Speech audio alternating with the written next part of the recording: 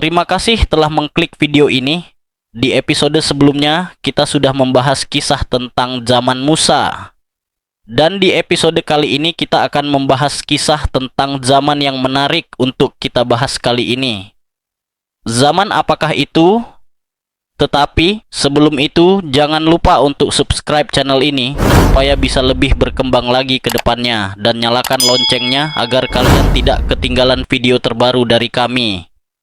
Dan tanpa berlama-lama, langsung saja kita masuk ke dalam kisahnya. Ini dia kisah tentang zaman hakim-hakim dan raja-raja, bangsa yang belajar setia kepada Tuhan.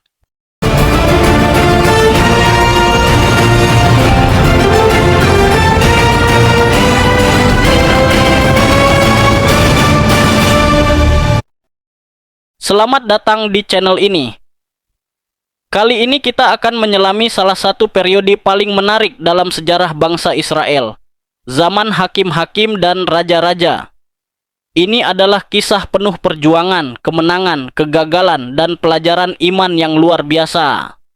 Dari para hakim yang dipakai Tuhan untuk membebaskan bangsa Israel hingga raja-raja yang memimpin negeri, semua cerita ini menunjukkan bahwa kesetiaan kepada Tuhan menentukan nasib bangsa. 1. Zaman hakim-hakim bangsa yang berulang kali bersalah. Setelah bangsa Israel memasuki tanah Kanaan, mereka hidup tanpa seorang raja yang tetap. Tuhan memimpin mereka melalui para hakim, yaitu pemimpin yang diangkat untuk membebaskan bangsa Israel ketika mereka tertindas musuh atau jatuh ke dalam dosa. Pola kehidupan bangsa Israel pada zaman ini berulang. Mereka berdosa dengan menyembah berhala. Allah mengizinkan bangsa lain menindas mereka. Mereka berseru kepada Tuhan untuk diselamatkan. Lalu Tuhan mengirim seorang hakim untuk membebaskan mereka. Beberapa hakim yang terkenal menunjukkan keberanian dan iman luar biasa, meski bukan manusia sempurna.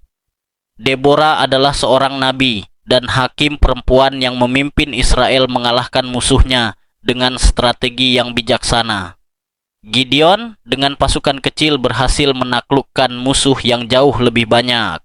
Sedangkan Simson diberi kekuatan luar biasa oleh Tuhan untuk melawan orang Filistin, meski hidupnya penuh kelemahan dan kesalahan. Kisah mereka membuktikan bahwa Tuhan sanggup memakai siapapun, bahkan orang biasa, untuk menjalankan rencananya. Namun, kehidupan bangsa Israel tidak stabil. Setelah dibebaskan oleh para hakim, mereka sering melupakan Tuhan dan kembali menyembah berhala atau mengikuti cara hidup bangsa lain. Ketidaksetiaan ini menyebabkan siklus penindasan berulang, sehingga bangsa Israel terus mengalami penderitaan dan kesulitan.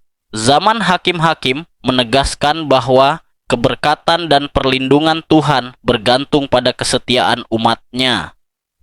Dari kisah ini kita belajar bahwa Tuhan selalu setia dan siap menolong ketika umatnya berseru. Para hakim bukan sekadar pemimpin militer, tetapi juga alat Tuhan untuk mengingatkan bangsa Israel agar hidup dalam ketaatan.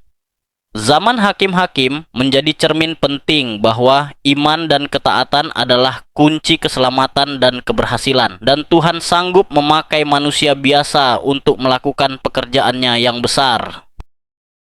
2. Permintaan rakyat untuk raja, dari hakim ke monarki. Seiring berjalannya waktu, bangsa Israel mulai merasa tidak puas dengan sistem kepemimpinan para hakim. Meskipun Tuhan berulang kali menolong mereka melalui hakim-hakim, bangsa Israel tetap merasa hidup mereka tidak stabil. Mereka melihat bangsa-bangsa lain memiliki raja yang memimpin secara tetap, sehingga timbul keinginan untuk memiliki pemimpin yang sama.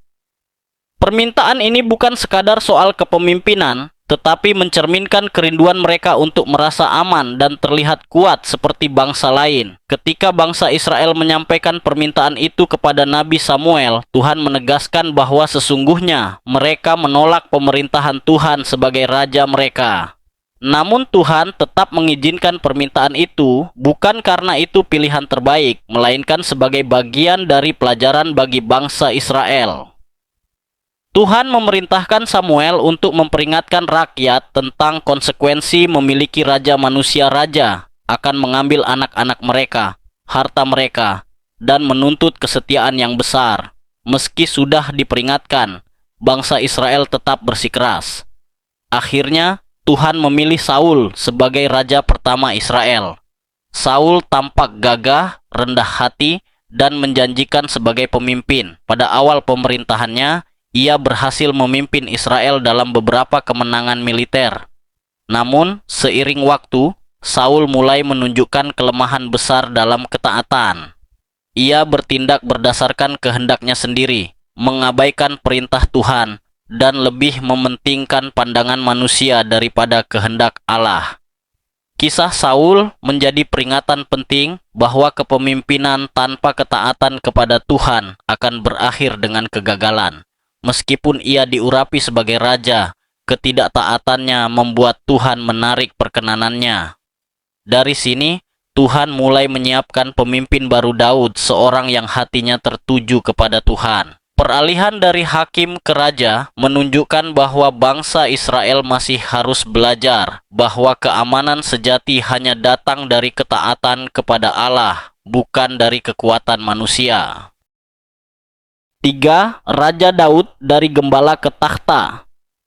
Bagian ini menceritakan bagaimana Tuhan memilih Daud, seorang gembala muda yang sederhana, untuk menjadi raja Israel. Berbeda dengan Raja Saul yang dipilih karena penampilan luar, Daud dipilih karena hati yang berkenan kepada Tuhan. Ketika Nabi Samuel datang ke rumah Isai untuk mengurapi calon raja, tidak seorang pun menyangka bahwa anak bungsu yang sedang menggembalakan domba, itulah yang dipilih Tuhan. Peristiwa ini menegaskan bahwa Tuhan melihat hati, bukan rupa atau status seseorang. Keberanian dan iman Daud terlihat jelas saat ia menghadapi Goliat, raksasa Filistin, yang ditakuti seluruh tentara Israel. Dengan keyakinan penuh kepada Tuhan, Daud mengalahkan Goliat bukan dengan kekuatan senjata, tetapi dengan iman. Kemenangan ini mengangkat nama Daud dan menunjukkan bahwa pertolongan Tuhan lebih besar daripada kekuatan manusia. Namun popularitas Daud juga menimbulkan kecemburuan Saul, sehingga Daud harus menjalani masa pelarian yang panjang sebelum naik takhta. Ketika akhirnya menjadi raja, Daud berhasil menyatukan seluruh suku Israel dan menjadikan Yerusalem sebagai ibu kota. Ia membawa tabut perjanjian ke kota itu, menjadikannya pusat ibadah bagi bangsa Israel. Kepemimpinan Daud ditandai dengan keberanian, keadilan, dan kebergantungan kepada Tuhan. Meskipun demikian, Daud juga melakukan dosa besar, termasuk dengan Batsheba. Namun yang membedakan Daud adalah sikapnya yang rendah hati. Ia bertobat dengan sungguh-sungguh ketika ditegur Tuhan. Kisah Daud mengajarkan bahwa Tuhan dapat memakai orang yang tidak sempurna, asalkan hatinya mau dibentuk. Dari seorang gembala yang sederhana, Daud diangkat menjadi raja besar, bukan karena kekuatannya sendiri, tetapi karena imannya dan relasinya dengan Tuhan. Hidup Daud menunjukkan bahwa pertobatan dan ketaatan adalah kunci untuk tetap berjalan dalam kehendak Allah, bahkan setelah kegagalan besar. 4. Raja Salomo, hikmat dan kemegahan. Setelah Daud, takhta kerajaan Israel diteruskan kepada Salomo, putranya. Saat Tuhan menampakkan diri kepadanya dan memberinya kesempatan untuk meminta apapun, Salomo tidak meminta kekayaan atau kekuasaan, melainkan hikmat untuk memimpin bangsa Israel dengan adil. Permintaan ini berkenan di hati Tuhan, sehingga Salomo tidak hanya menerima hikmat yang luar biasa, tetapi juga kekayaan, kehormatan, dan kemakmuran. Di bawah kepemimpinannya, Israel mengalami masa keemasan yang penuh damai dan kemajuan. Hikmat Salomo terkenal di seluruh dunia, terlihat dari keputusan-keputusannya yang adil dan bijaksana.